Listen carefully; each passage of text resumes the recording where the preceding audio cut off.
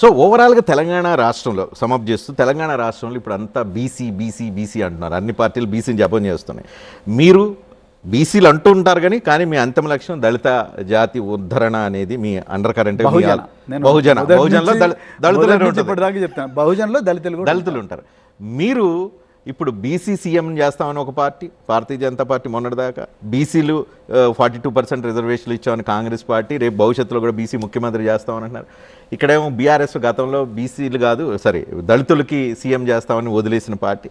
ఇప్పుడు ఈ బీసీ జపంలో దళిత వాదం అనేది తెలంగాణలో నిలబడగలిగే పరిస్థితి ఉంటుందా? ఎందుకు నిలబడదు? బహుజన వాదం అనేది ఎప్పుడూ కూడా సజీవంగానే ఉంటుందండి. సో ఇది బీసీ వాదం అనేది నిజంగా బీసీల సమస్యల మీద జరుగుతున్న పోరాటం చాలా చట్టబద్ధమైన పోరాటం, న్యాయబద్ధమైన పోరాటం. వాళ్ళకు అనాదిగా వాళ్ళకు కూడా అన్యాయం జరిగింది. సో ప్రతి పార్టీ కూడా అంటే చాలా వరకు కూడా చాలా వేదికల్లో, అంటే నేను స్వాతంత్రం నుంచి ఇప్పటిదాకా చెప్తున్నాను, చాలా కమిషన్లు వచ్చినాయి కానీ వాళ్ళకి పెద్దగా న్యాయం జరిగిన దాఖలాలు పెద్దగా లేవు. అందుకొరకు ఇది సజీవంగా ఉంటుంది. ఇది విశాలమైన బహుజన వాదంలో బీసీ వాదం ఒక ఉపవాదం. అందుకొరకు దాని గురించి అది వచ్చినంత మాత్రాన దళితులకు జరుగుతున్న అన్యాయాలు మరుగున పడతాయంటే, నేను దళితులకు జరుగుతున్న హిస్టారిక్ ఇంజస్టిస్ అవుతుందో అది మరుగున పడతా అంటే పడకపోవచ్చు అని నేను అనుకుంటున్నాను. ఓకే, బీఆర్ఎస్లో ఉండి మీరు దళితులకు బహుజనులకు చాలా చేస్తామని అంటున్నారు.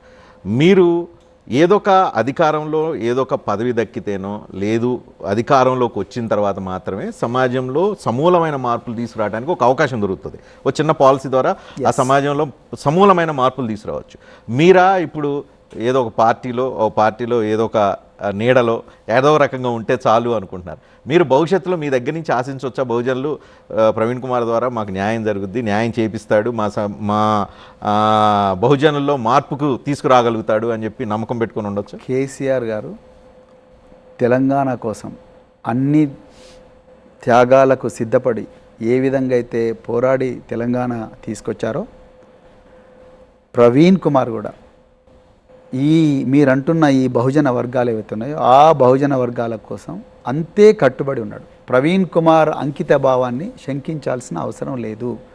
నేను ఆ భావనతోనే, ఆ నమ్మకంతోనే, ఆ విశ్వాసంతోనే, ఆ అంకిత భావంతోనే నేను నా ఉద్యోగాన్ని వదిలిపెట్టుకొని కూడా రాజకీయాల్లోకి వచ్చాను.